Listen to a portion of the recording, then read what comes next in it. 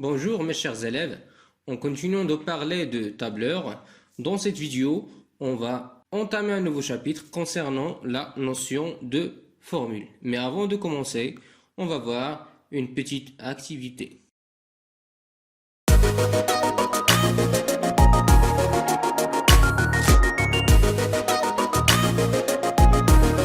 Dans cette activité, je veux calculer par exemple la somme de deux nombres. Et comme vous savez déjà que le tableur Excel, c'est un logiciel qui nous permet de faire des calculs. Et comme on a déjà vu dans les séances précédentes que pour saisir une donnée dans une cellule, on doit passer par trois étapes. La première étape, c'est de choisir la cellule. Donc, je vais choisir la cellule B4. La deuxième étape, c'est de saisir la donnée avec le clavier. Donc, je vais mettre 2 plus 2 et à la fin, mettre le signe égal pour calculer la somme. À la fin, je vais valider par la touche Entrée. Lorsque je clique sur Entrée, je remarque que Excel n'a pas calculé la somme de 2 plus 2.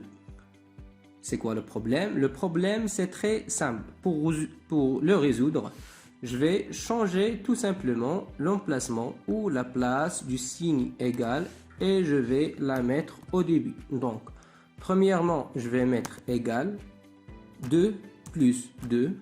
Je valide avec la touche Entrée. Je remarque que Excel a calculé la somme.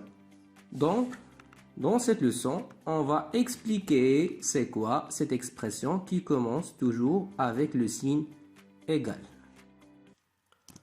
Premièrement, définition de la formule. Une formule est une expression mathématique qui sert à effectuer des calculs dans un tableur. ولتبسيط المعارف فورمول باللغة العربية هي صيغة وبالتالي فتعريفها هي كل تعبير رياضي يمكننا من الحساب باستعمال مجدول.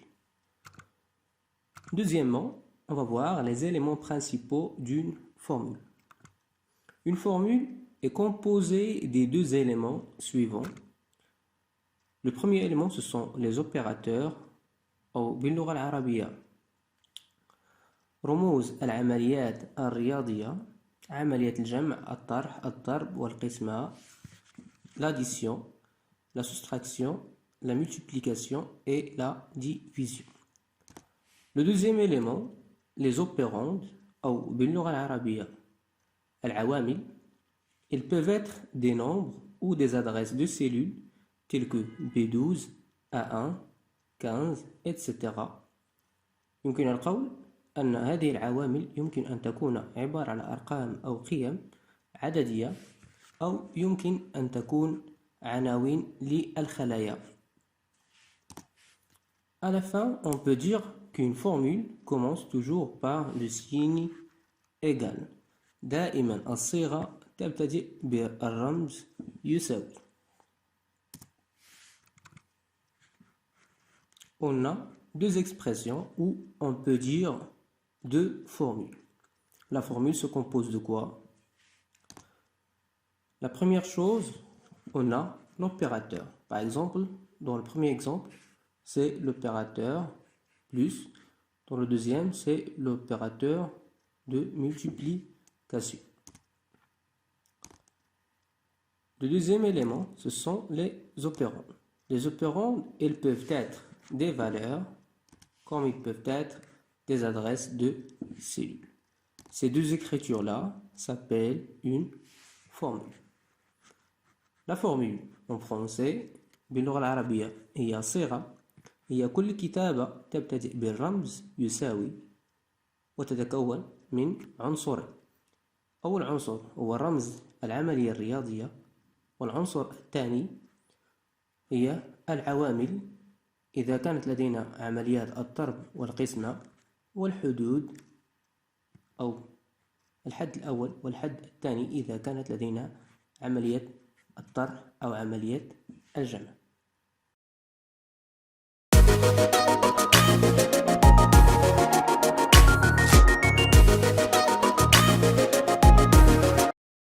Pour terminer cette vidéo, on va voir un exemple très simple. Je vais dessiner un tableau dans lequel je vais calculer la somme ou l'addition. Je vais faire l'addition et la soustraction et la multiplication et la division de deux nombres. Dans la cellule A2, je vais écrire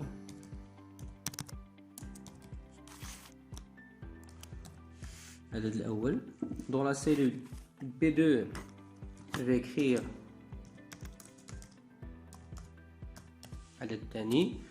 dans la cellule C2 la somme de deux nombres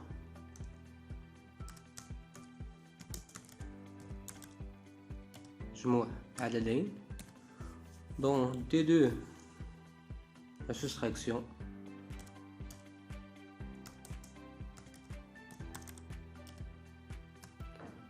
dans la cellule E2 je vais mettre la division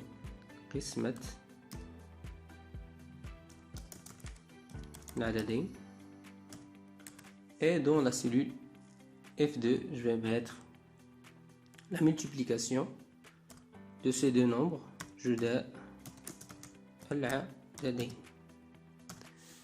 Très bien, je vais sélectionner la plage des cellules et je vais dessiner mon tableau. Dans la cellule A3 je vais mettre le nombre 15 et dans B2 je vais écrire 3. Donc dans la cellule C3 je vais calculer la somme. Qu'est-ce que je dois saisir? Je dois écrire une formule pour calculer la somme de ces deux nombres. Comme on a déjà vu dans le cours que la formule commence toujours avec le signe égal. Donc avec le clavier je vais mettre égal. Je vais cliquer sur la cellule A3 pour choisir le premier nombre 15. Je vais mettre l'opérateur avec le signe plus et cliquer sur quoi? Sur le deuxième nombre 3 qui se trouve dans la cellule B3. Je vais valider cette formule avec ou cette écriture ou cette expression avec la touche entrée. Je vais avoir 18, c'est la somme. Maintenant je vais calculer la soustraction. Je vais calculer ou je vais voir la soustraction de ces deux nombres. Toujours je dois saisir le signe égal.